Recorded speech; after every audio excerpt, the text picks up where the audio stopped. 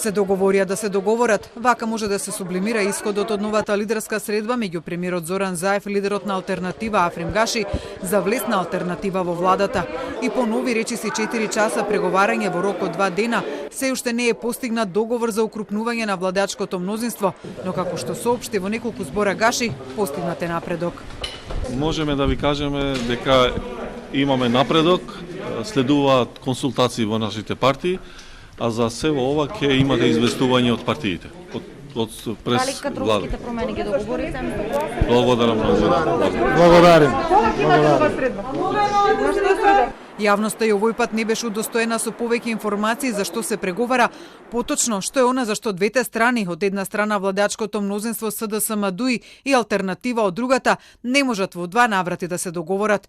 Во владиното соопштение лиферувано по денешната средба штуро е наведено дека бил констатиран напредок во согласување на ставовите за дополнување на програмата на владата, а во завиена форма е соопштено она што јасно беше кажано во исто такво соопштение по средбата во понеделникот, дека било разговарано за можните кадровски решенија за министри, заменици министри и други раководни лица во рамки на централната власт. Овој пат тоа беше формулирано во реченица за разменети идеи и видувања за споделување на одговорности на невисоко ниво во институциите на централната власт. Но алтернатива уште пред средбата негираше дека се разговара за кадровски решенија. За кои кадровски решенија преговарате? Па не зборуваме за тоа. А зашто?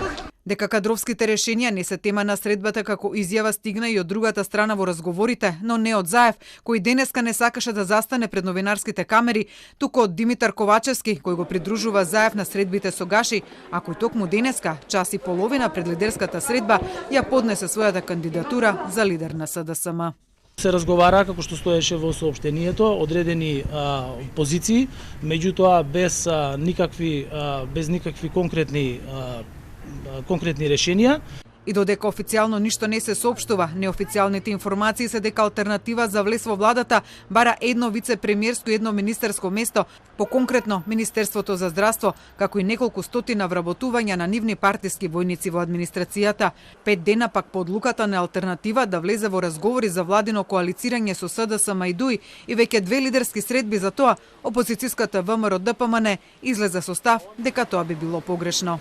Било какво учество на некоја екстерен фактор во случајот политичката партија алтернатива во една ваква влада представува наистина погрешен чекор, но тоа е одлука на раководството и на самиот лидер на таа политичка партија.